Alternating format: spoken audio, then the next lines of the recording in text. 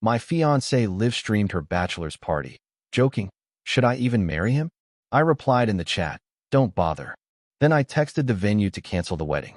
Her maid of honor was calling me in a panic minutes later.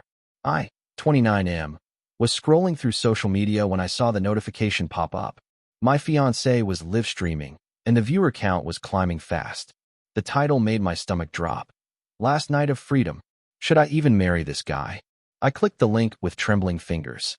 There she was, surrounded by her friends at some upscale bar, drink in hand, laughing at something someone had said off camera. The comments were rolling in fast, mostly encouraging her wild behavior. I watched as she read them aloud, giggling at the more scandalous suggestions. She picked up her phone and started reading comments. Someone asked if she was really getting married tomorrow, and she made this exaggerated thinking face, tapping her finger against her lips. Then she said she wasn't even sure if she wanted to go through with it, that maybe she should just run away instead. The chat exploded with fire emojis and people telling her to live her best life. That's when I saw him in the background. My best friend since college, the guy who was supposed to be my best man tomorrow. He wasn't just there. He was leaning against the bar, watching her with this look I'd never seen before. When she turned around and saw him, her whole demeanor changed. She walked over to him, still holding her phone, still streaming, and I watched as they got closer than friends should get. The chat was going crazy now. People were asking who the mystery man was, making assumptions about what was happening. She read one comment asking if that was her real boyfriend, and instead of shutting it down, she just laughed and said maybe they'd find out soon enough. I felt something break inside me. 3 years together. 3 years of planning a future, of late-night talks about kids and houses and growing old together. And here she was, broadcasting to strangers that she wasn't sure about marrying me while getting cozy with my best friend. The comments kept coming, and she kept reading them. Someone asked what her fiancé was like, and she rolled her eyes before saying I was probably at home playing video games or something equally boring. The chat found this hilarious. More people joined the stream. The viewer count hit over 1,000. I created a quick anonymous account and typed my response, "Don't bother." I hit send and watched as it appeared in the chat feed. Just another anonymous comment among hundreds. She didn't read it aloud, but I saw her eyes scan across it. For just a moment, her smile faltered. Then she shook her head and continued reading other comments, ones that encouraged her to live dangerously, to follow her heart, to forget about boring fiancés. I screenshotted everything. Every comment she agreed with, every laugh at my expense, every moment she got too close to my former best friend. Then I opened my laptop and got to work. The wedding venue's contact information was saved in my phone from months of planning calls. I found the emergency contact number for last-minute changes. My hands were steady as I dialed, which surprised me given how my world had just imploded. The coordinator was understanding when I explained there had been a family emergency and we needed to cancel immediately. She mentioned the deposit wouldn't be refundable, and I told her that was fine. Money felt meaningless right now. She said she'd contact all the vendors and handle the cancellations, which I appreciated since I wasn't sure I could make those calls without losing it completely. Next was the church. The pastor was concerned when I called, asking if everything was okay, if there was anything he could do to help. I kept it simple, told him the wedding was off due to irreconcilable differences that had just come to light. He said he'd pray for both of us and handle notifying anyone who might show up tomorrow. The catering company was purely business.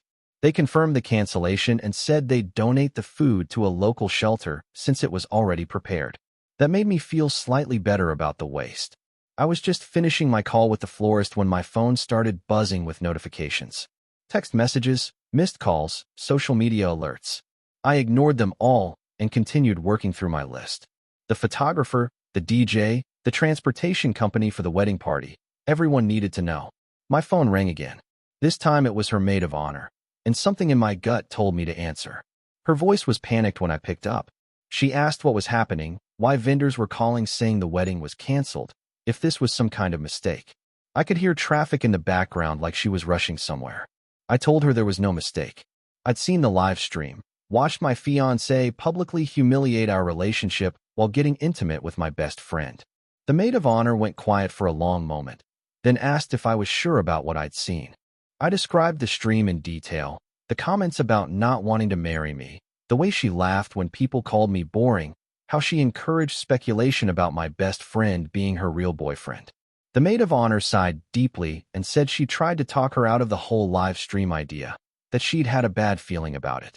She begged me to reconsider, saying people do stupid things when they drink, that it didn't necessarily mean anything. But I'd made up my mind. I told her the vendors were all contacted, everything was canceled, and there wouldn't be a wedding tomorrow. My phone kept ringing after we hung up. First my fiancé, then my best friend, then various wedding party members who'd heard the news. I let them all go to voicemail. I wasn't ready for those conversations yet. Instead, I started packing. We'd been living together for 2 years, and separating our belongings was going to be complicated, but I could at least get my essentials together. Clothes, important documents, my laptop, and work equipment. Everything else could be dealt with later. The live stream was still going when I checked again. She was still at the bar, but now she looked distracted, checking her phone constantly. The viewer count had dropped as people lost interest, but there were still a few hundred people watching.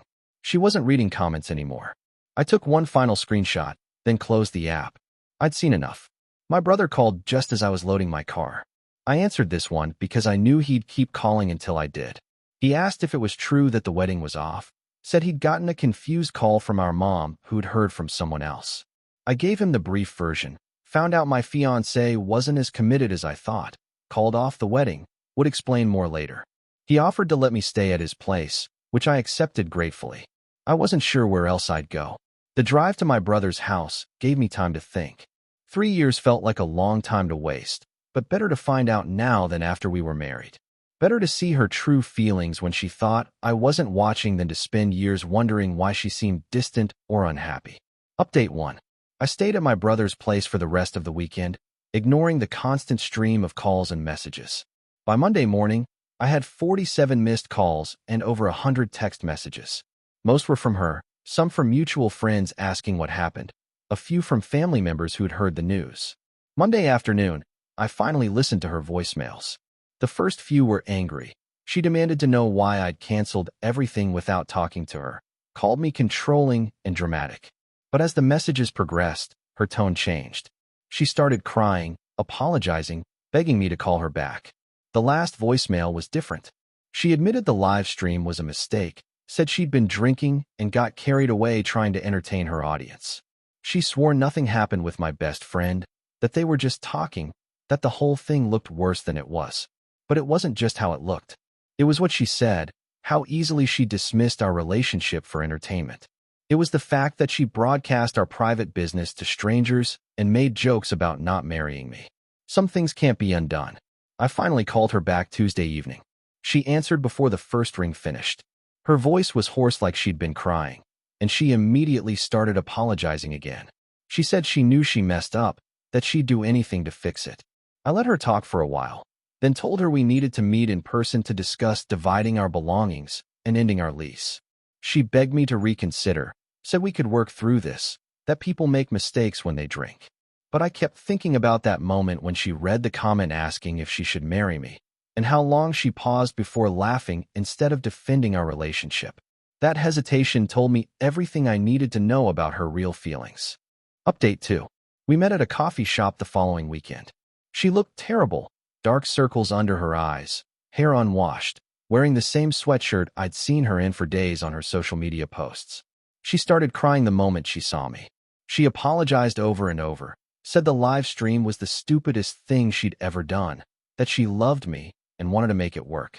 She explained that her friends had been encouraging her to be more social media savvy, to build a following, and the bachelor party stream was supposed to be fun content. I asked about my best friend being there. She claimed it was a coincidence, that he'd shown up unexpectedly, and she didn't want to make a scene by asking him to leave. But then she admitted they'd been texting more frequently lately, that she'd been confused about her feelings, that maybe that's why she'd been having doubts about the wedding. That honesty actually helped. It confirmed what I'd suspected. This wasn't just a drunken mistake. There were real issues in our relationship that she'd been avoiding instead of addressing. She asked if there was any chance we could try couples therapy, start over, rebuild trust.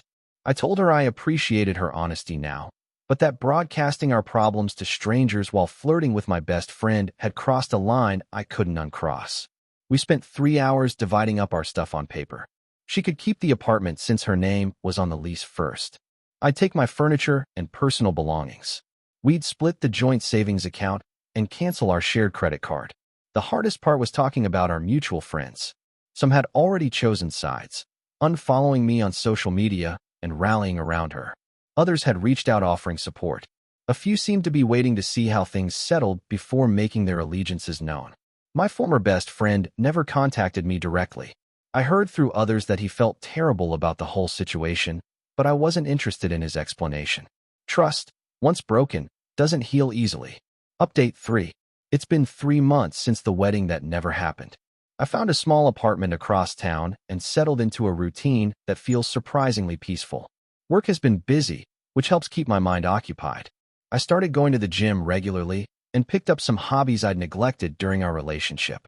She tried reaching out a few more times over the weeks following our coffee meeting. Texts asking how I was doing, photos of things she thought I'd find funny, invitations to grab lunch and catch up. I responded politely but kept my distance. Some bridges, once burned, shouldn't be rebuilt. I found out through mutual friends that she and my former best friend started dating officially about a month after our breakup. Part of me was angry about how quickly they moved on, but mostly I felt vindicated. My instincts about their connection had been right, and now everyone could see it hadn't been innocent. The financial hit from canceling the wedding was substantial, but manageable. I'd rather lose money than spend my life with someone who wasn't sure she wanted to be with me. The vendors were mostly understanding, and a few even offered discounts if I ever needed their services again in the future. My family handled the news better than expected. My mom was disappointed about missing the wedding, but she said she'd rather see me single than unhappily married. My dad just nodded and said sometimes these things happen for a reason. The hardest part has been losing mutual friends and rebuilding my social circle. Some people seem to think I overreacted, that everyone gets cold feet before weddings, that I should have been more forgiving. But they didn't see what I saw that night, the ease with which she mocked our relationship for strangers' entertainment. I've started dating again, nothing serious yet, but it feels good to meet people who don't know my history. When they ask about past relationships, I keep it simple. We wanted different things, it didn't work out. No need to relitigate the live stream drama. Looking back, I think that night revealed something that had been building for a while. She'd been pulling away emotionally for months, finding excuses not to discuss wedding details, seeming distracted during conversations about our future. The live stream wasn't the cause of our problems. It was just the moment those problems became impossible to ignore. Sometimes I wonder what would have happened if I hadn't seen the stream, if we'd gone through with the wedding. Would she have eventually left anyway? Would we have struggled through years of marriage before finally admitting we weren't right for each other? I'm grateful I found out when I did. Better to deal with a canceled wedding than a messy divorce down the road. Better to see someone's true character before making permanent commitments than to discover it afterward. These days, I'm focusing on myself and what I want from life. The experience taught me to trust my instincts and not ignore red flags for the sake of maintaining peace. It also showed me the importance of surrounding myself with people who respect and support me, even when times get tough. The live stream that was supposed to be her last night of freedom became mine instead. And honestly, I've never felt more free.